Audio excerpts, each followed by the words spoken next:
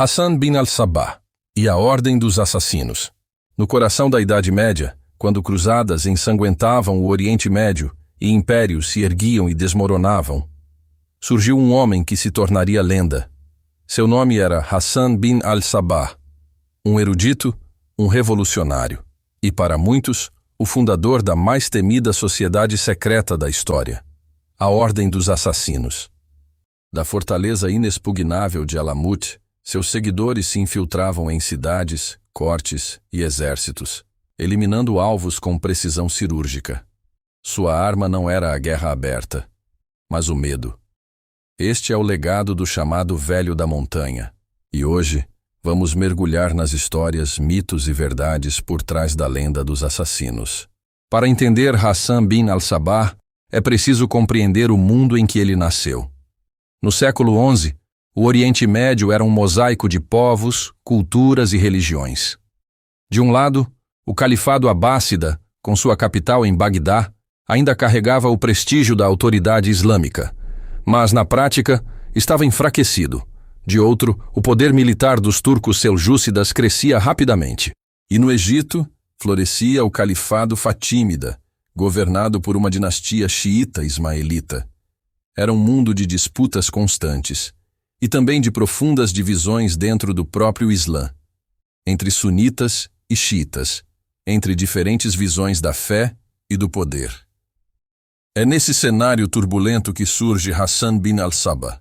Hassan nasceu em 1050, na cidade de Qom, na Pérsia. Desde cedo, mostrou interesse por religião, matemática, filosofia e astronomia.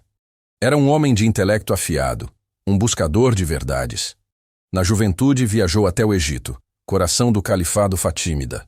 Lá, entrou em contato direto com os ismaelitas, uma vertente xiita que valorizava o conhecimento esotérico do Alcorão e a autoridade do imã. Hassan mergulhou nas doutrinas, absorveu sua filosofia e voltou para a Pérsia com uma nova missão: espalhar a fé ismaelita e construir uma comunidade leal a essa visão do Islã. Mas como difundir uma fé quando todos os lados parecem inimigos? Hassan sabia que precisava de um refúgio, e encontrou-o em uma fortaleza isolada nos montes Elburz, Alamut. Diferente de conquistadores que usavam exércitos, Hassan agiu com paciência. Seus seguidores foram se infiltrando pouco a pouco entre os habitantes da região. E quando chegou o momento, Alamut já estava sob seu controle, quase sem derramamento de sangue. Era o ano de 1090, e a fortaleza de Alamut se tornaria o coração da Ordem dos Assassinos. Com Alamut como base, Hassan organizou sua comunidade. Mas cercado por inimigos muito mais poderosos, não poderia enfrentar exércitos em batalhas abertas.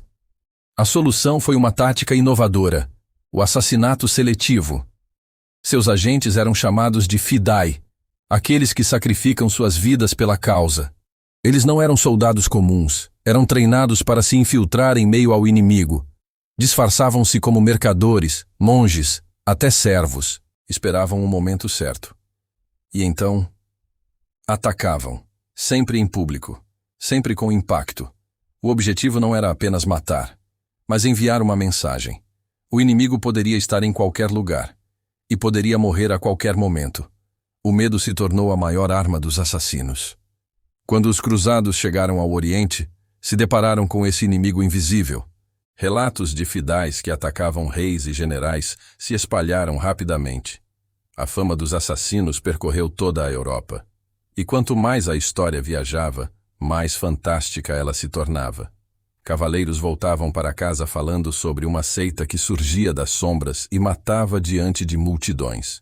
Reis e papas passaram a temer até mesmo rumores de que estavam na mira de Hassan. O Ocidente havia encontrado um novo inimigo mítico, não um exército de milhares, mas uma seita misteriosa capaz de derrubar impérios com uma única adaga. Com o tempo, as histórias ficaram ainda mais lendárias. O viajante Marco Polo contou uma versão que marcaria para sempre a memória do Ocidente. Segundo ele, Hassan drogava jovens com haxixe e os levava a jardins exuberantes, cheios de rios e donzelas. Ali, acreditavam estar no paraíso prometido. Quando voltavam, Hassan dizia que só obedecendo a ele poderiam retornar a essa felicidade eterna. Foi dessa narrativa que surgiu a palavra Hashishin, que mais tarde se transformaria em assassino.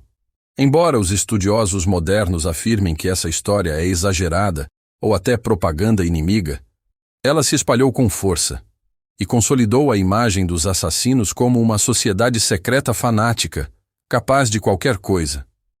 Mas por trás da lenda sombria, havia também o pensador. Hassan não era apenas um líder militar. Era um estudioso, profundamente influenciado pelo sufismo. Ele escreveu o tratado Shahar Fazl, o Livro das Quatro Estações. Nele, defendia uma espiritualidade interior, a busca pela verdade oculta além das aparências. Sua ordem, os Nizari e Ismailis, não se resumiam a assassinos. Eram também uma comunidade religiosa sofisticada, com práticas próprias e uma visão esotérica do Islã. No século XIII, o mundo dos assassinos entrou em declínio.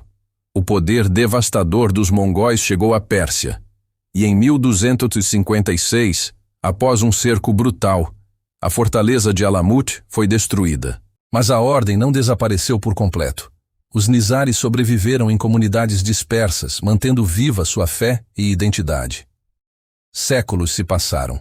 O nome de Hassan bin al-Sabah continua cercado de mistério.